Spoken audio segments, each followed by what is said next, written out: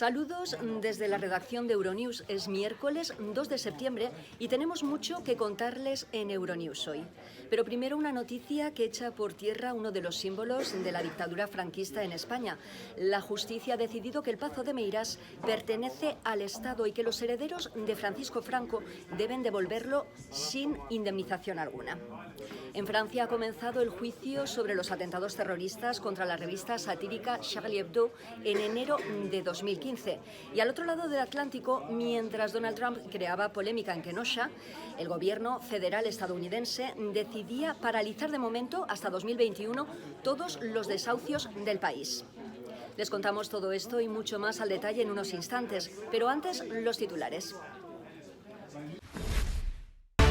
Aumenta en un 550% el número de migrantes que llega a las Islas Canarias con respecto a agosto del año pasado, una de las rutas más peligrosas de entrada a la Unión Europea. Los colegios preparan las aulas en España para el inicio del curso escolar en medio de una preocupación creciente por el aumento de contagios, 8.115 notificados este miércoles. La Habana bajo toque de queda e incomunicada para frenar el avance del coronavirus. La capital cubana echa el cierre mientras los niños vuelven al cole en el resto de la isla.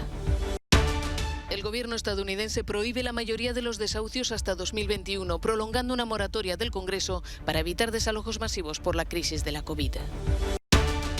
Donald Trump reclama durante su visita a Kenosha mano dura contra las protestas violentas que achaca a la izquierda radical y al terrorismo doméstico. Guatemala libera a 10 agentes de prisiones retenidos por pandilleros. Las bandas responden así a la dispersión penitenciaria de 63 de sus líderes en 2 semanas. Rinden cuentas a la justicia francesa. Ha dado comienzo el juicio contra los supuestos cómplices de los atentados perpetrados en enero de 2015 en París. Aumenta en un 550% el número de migrantes que llega a las Islas Canarias con respecto al mes de agosto del año pasado, según cifras recogidas por AP.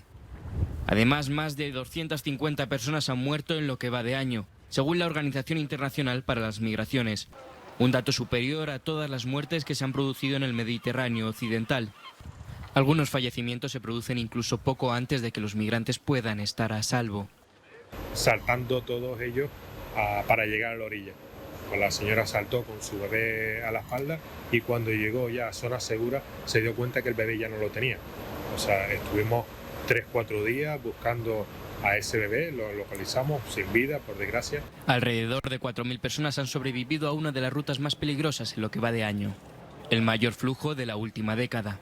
Un registro que contrasta con el descenso del 50% en las cifras de llegada desde el norte de Marruecos, país que recibió financiación el año pasado para el control de la migración. Como todo es multifactorial, se debe a que Marruecos presiona más en la frontera norte que en este lugar de su frontera y traslada a las personas hacia el sur. Se debe a que se han incorporado personas desde Senegal y desde Mali, sobre todo esa frontera porosa entre Mali y Mauritania. Diallo escapó de Mali después de que su padre muriera por un ataque de los extremistas. Arriesgué mi vida de esta manera porque estaba muy triste. Tengo demasiados problemas, pero no es normal. Un ser humano no debería hacer esto. Pero ¿qué otra cosa podía hacer?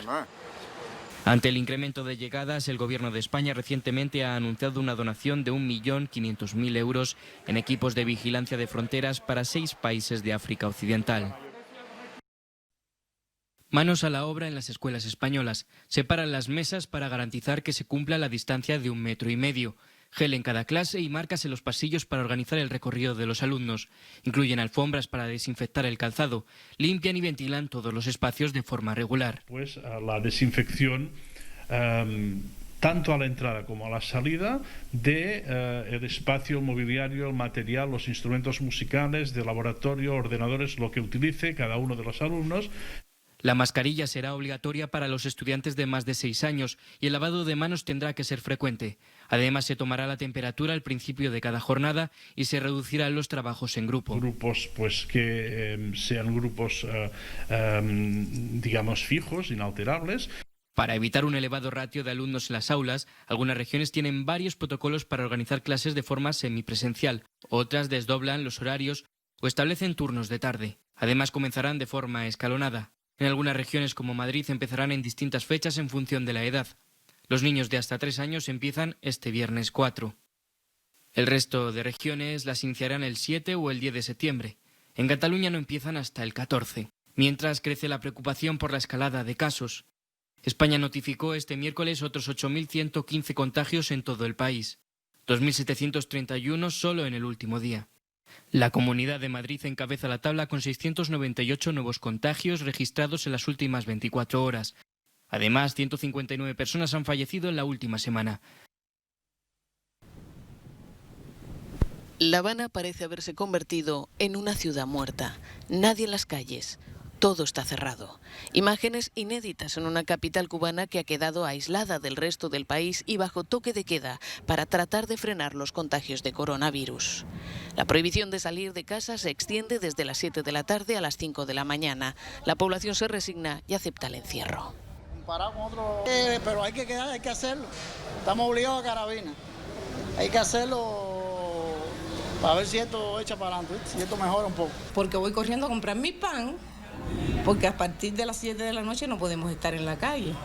Entonces ya hemos preparado nuestros alimentos, nuestras cosas. Niños, ancianos y personas con discapacidad no pueden salir a la calle en ningún momento. También se prohíbe beber alcohol en lugares públicos y no se permite ningún tipo de fiesta. Es más, tampoco se puede entrar ni salir de La Habana. Sus más de 2 millones de habitantes han quedado incomunicados. Las multas de entre 80 y 120 dólares y el continuo trasiego de vehículos de policía son un argumento de peso para respetar las estrictas medidas. La culpa del repunte de casos de COVID-19 en la capital, convertida en epicentro de la epidemia con varias decenas de nuevos casos diarios. Mientras La Habana se apaga, en el resto de Cuba vuelven a escucharse las risas de los niños en los colegios. Cientos de miles de estudiantes volvieron este martes a las escuelas del centro y el este del país, tras más de 6 meses de cierre debido a la pandemia. Las medidas son estrictas, pero los niños están contentos de regresar. Estoy muy contenta porque después de tanto tiempo de aislamiento puedo ver a mis amiguitos y a la profe. Cuba ha registrado hasta el momento algo más de 4.000 casos de coronavirus y cerca de un centenar de fallecidos.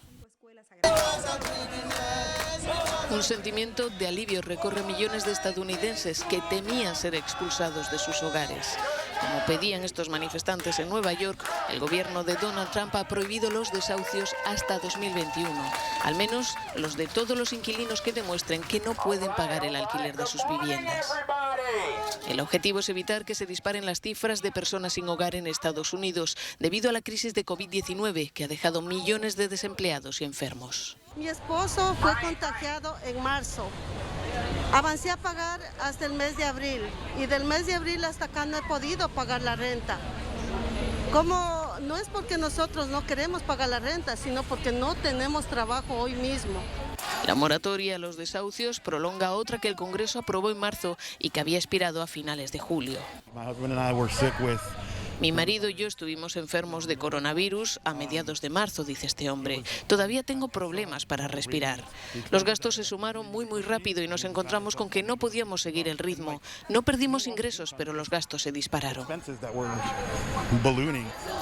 Muchos critican que la moratoria no vaya acompañada de ayudas para que los inquilinos puedan pagar lo que deben y también para ayudar a los propietarios que se encuentren con problemas financieros. Creo sinceramente que la moratoria debería permanecer intacta hasta que esta pandemia sea totalmente eliminada. La ciudad de Nueva York ha sido duramente golpeada. Sufrimos la primera ola y nos estamos preparando para la segunda. Ya es septiembre, es temporada de gripe. No sabemos lo que va a pasar y la gente necesita estar segura.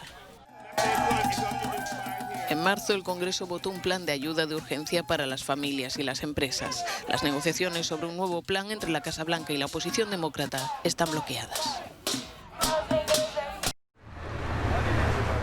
Donald Trump ha vuelto a hacer ondear su bandera de ley y orden en Kenosha. Allí el presidente estadounidense ha visitado varios locales destruidos durante las protestas provocadas después de que un policía disparara 7 veces por la espalda al afroamericano Jacob Blake. En su opinión, lo que hace falta es mano dura contra las protestas violentas, que achacó a la izquierda radical y a lo que definió como terrorismo doméstico. No quieren que entremos y después la destrucción ya está hecha. Los gobernadores y los alcaldes tienen que llamar. Tan pronto como lo hagan, el gobierno federal entrará, dijo, para defender el envío de tropas de la Guardia Nacional y de agentes federales. La visita de Trump provocó manifestaciones en contra del movimiento Black Lives Matter, pero también movilizó a sus simpatizantes. El mandatario, que ha llamado tonto y estúpido al alcalde de Kenosha, el demócrata John Antaramian, negó que exista en Estados Unidos un racismo sistémico y defendió el trabajo increíble de la policía. Para detener la violencia política, debemos enfrentar la ideología radical que incluye esa violencia. Políticos imprudentes de extrema izquierda continúan impulsando el mensaje destructivo de que nuestra nación y nuestras fuerzas del orden son opresivas o racistas. En realidad debemos dar un apoyo mucho mayor a nuestras fuerzas del orden. El presidente no se reunió con la familia de Blake, al que los disparos han dejado paralizada la mitad inferior del cuerpo. En Los Ángeles también hay llamamientos a manifestar, después de que otro afroamericano haya muerto por disparos de la policía. Tras horas de alta tensión, los 10 agentes penitenciarios, rehenes de la pandilla Barrio 18 en la prisión del Infiernito, pudieron salir en la madrugada del martes. Las negociaciones de las fuerzas de seguridad con los captores llegaron a buen puerto antes de que los agentes de choque tuvieran que entrar en el penal. Se les habló que de una u otra forma íbamos a entrar y al final pues íbamos a salir perjudicados en tema de la vida humana, indiferentemente de qué lado fuera, y creo que al final pues ese tipo de conversación generó que ellos hayan entregado a los guardias que tenían retenidos. Los pandilleros del Infiernito reaccionaron con un motín y tomando rehenes al traslado de 23 de sus líderes a otras prisiones, una maniobra que el gobierno justifica diciendo que evita que sigan con sus acciones delictivas aun estando entre rejas. Hemos tomado la decisión de dispersarlos en distintas cárceles de manera que podamos principiar a tener un combate efectivo desde lo que está sucediendo en las prisiones y lo que estamos padeciendo en las calles. Tenemos que entender que hay una maldita relación entre las calles y las cárceles. Mientras más inseguras sean las cárceles, más inseguras van a ser las calles. Guatemala ha dispersado a 63 líderes pandilleros en las últimas semanas con la esperanza de controlar la pujanza de estas bandas, que sitúan al país entre los 15 más violentos del mundo y que en la última década ha segado la vida de 60.000 personas. Han sobrevivido a la pandemia y no lo quieren olvidar. Por eso han decidido tatuarse COVID-19 Survivor. La iniciativa gratuita la ha lanzado el tatuador Omi Debo en la ciudad de Monterrey, en el norte de México. Un regalo, dice, para quienes han perdido algo o a alguien y un recordatorio para los supervivientes de que cuentan con una segunda oportunidad en esta vida. En unos años o le puedan decir a sus nietos, a sus hijos, de que mira, me acuerdo cuando allá por el 2020 me dio COVID, que era una pandemia acá, una enfermedad súper mortal, y pues fui sobreviviente, aquí está mi tatuaje. Óscar Morales, de 20 años, acudió a hacerse su primer tatuaje tras ver esta campaña en las redes sociales. Fue asintomático, pero le corroe la duda de si contagió a su padre, a su hermana y a su abuelo, quien incluso tuvo que ser hospitalizado. El joven reconoce que en un principio desestimó los riesgos. Yo la verdad no me cuidaba muy bien desde que comenzó la pandemia, pues salía, no me cuidaba de cierta forma, era muy descuidado y ya después de que salí positivo, ya ahora sí es cuidado total, cubrebocas todo el tiempo, desinfectarme las manos. México roza los 600.000 contagiados y los 65.000 muertos por la pandemia. Ocupa el 8º lugar mundial en positivos, por detrás de Estados Unidos, Brasil, la India, Rusia, Perú, Sudáfrica y Colombia. Y el 3º en muertes globales tras Estados Unidos y Brasil. Muere a los 77 años el máximo torturador del régimen de los Khmeres Rojos de Camboya. Fue el primer condenado en 2010 por los crímenes de guerra del Partido Comunista de Kampuchea. Kaingek, más conocido como Dak, se encargó de la cárcel principal de Tuol Sleng, donde supervisó la tortura y asesinato de unas 16.000 personas entre 1975 y 1979. En el juicio por el que fue condenado, llegó a detallar cómo era el proceso de tortura al que se sometía a los prisioneros antes de que los asesinaran. Un portavoz del tribunal camboyano que lo condenó, Net Phitra, ha comunicado que el extorturador ha fallecido en el hospital mientras cumplía cadena perpetua. Llevaba varios años entrando y saliendo del hospital por un grave problema pulmonar. Deben rendir cuentas a la justicia francesa. Este miércoles dio comienzo el juicio contra los supuestos cómplices de los atentados de enero de 2015. Ataques perpetrados en París contra el semanario satírico Charlie Hebdo, una policía municipal y un supermercado judío que dejaron 17 muertos. Hasta el 10 de noviembre, el Tribunal Penal evaluará el papel que desempeñaron 14 personas en los atentados. Podrían ser condenados incluso a cadena perpetua. Tenemos gente en Francia que sigue promoviendo y defendiendo el islamismo, ya sea por estupidez, por negación, por cobardía o por complicidad. Hay que denunciarlo. Se trata de una lucha por la democracia, por la libertad, por la república que tiene lugar en esta sala, pero que también tiene lugar fuera de ella. El primer ataque fue el más sangriento. Tuvo lugar el 7 de enero en la sede del semanario satírico y en él murieron 12 personas. Charlie Hebdo recibía amenazas desde que en 2006 publicó unas caricaturas de Mahoma que este miércoles volvió a difundir. Los editores quieren dejar claro que la publicación no se doblegará jamás. El presidente francés Emmanuel Macron ha dado un ultimátum a la clase política libanesa: o reformas o represalias, sanciones incluidas. En su visita de 2 días, Macron multiplica los contactos para ayudar a sacar al país de la profunda crisis y de las consecuencias de la terrible explosión del mes pasado. Esta es la segunda visita de Macron desde la devastación del 4 de agosto que mató a 190 personas e hirió a más de 6.000. Tras ella, el gobierno dimitió. Ahora hay un nuevo primer ministro y Macron se ha reunido con el presidente para apoyar la formación de un nuevo ejecutivo. Estoy preparado para organizar, alrededor de mediados de octubre, una conferencia de apoyo internacional con las Naciones Unidas, preparado para acogerla en París, y allí, basándonos en vuestras peticiones y con el trabajo que haremos con el nuevo gobierno y bajo el firme paraguas de las Naciones Unidas, conseguir el apoyo, de nuevo, de todos los países.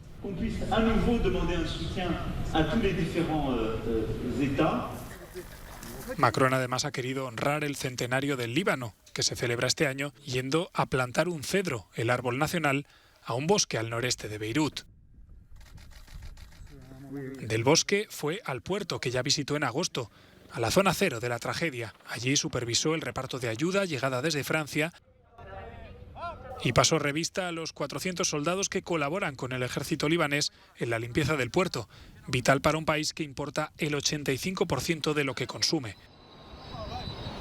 La visita de Macron también ha estado marcada por las protestas contra la clase dirigente, vista como responsable del colapso económico y de la explosión. La policía ha respondido con gas lacrimógeno a los que tiraban piedras y trataban de romper las barricadas para llegar hasta el Parlamento. El desempleo ha vuelto a subir en la eurozona, empujado por la crisis del coronavirus. Muchas tiendas, restaurantes y negocios han echado el cierre y otros han tenido que recortar puestos de trabajo para sobrevivir. Según los datos publicados por Eurostat, durante el mes de julio el paro en la eurozona subió 2 décimas respecto al mes anterior, situándose en el 7,9%. Y en el conjunto de la Unión Europea alcanzó el 7,2%. Pero lo más inquietante es el paro juvenil, que también mantiene la tendencia al alza, situándose en el 17,3% en la eurozona. Sobre el papel los números no parecen tan malos, pero podrían ocultar una realidad más dura, porque en muchos países los expedientes de regulación de empleo temporales, que han servido para parar el golpe, están llegando a su fin. También hay datos que no aparecen en el informe, los que se refieren a los que están en paro temporal, los contratos de corta duración, los que reciben rentas de apoyo. Y hasta donde sabemos por los afiliados a nuestros sindicatos, es decir, lo que ocurre sobre el terreno, hay 45 millones de personas adicionales que están en paro temporal, por lo que la emergencia ahora es evitar que a la espera de la llegada del plan de recuperación, estas personas se conviertan en parados permanentes. Sería un desastre. En breve, los eurodiputados empezarán a debatir el nuevo presupuesto de la Unión Europea, pero muchos temen que no todos podrán aguantar hasta su entrada en vigor, y nadie quiere vivir otra década marcada por el paro.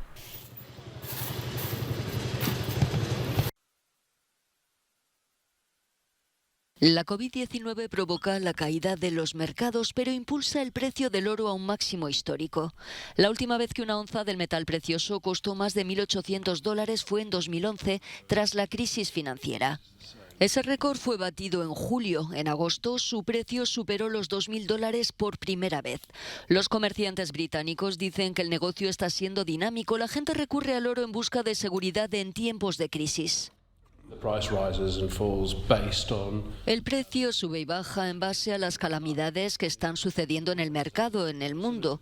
Así que igual que la COVID, el precio comenzó a subir porque la gente se preocupó. Las acciones cayeron, los tipos de interés bajaron. Históricamente, siempre que hay crisis petroleras o guerras, la gente busca el oro porque lo ven como algo seguro. Mientras unos están comprando oro como inversión, otros lo están vendiendo para ganar algo de dinero.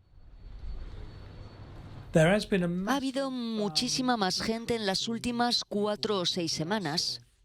En general llegaban con algo de entre 500 y 1.500 libras esterlinas. Pero durante las últimas 2 semanas hemos tenido cosas más grandes, gente que trajo lingotes de oro. Los expertos vaticinan que el nuevo coronavirus va a seguir dañando la economía mundial y el mercado laboral durante meses. Malos tiempos para muchos que aprovechan otros como las casas de empeño.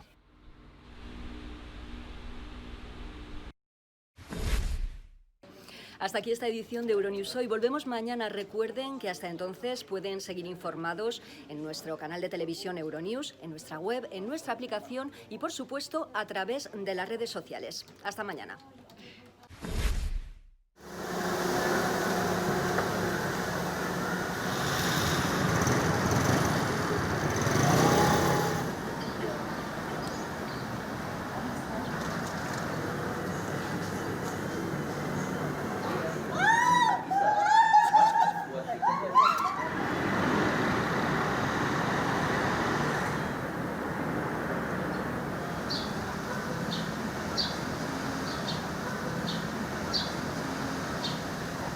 One, two, three, prot. Ya, one, two, three, prot.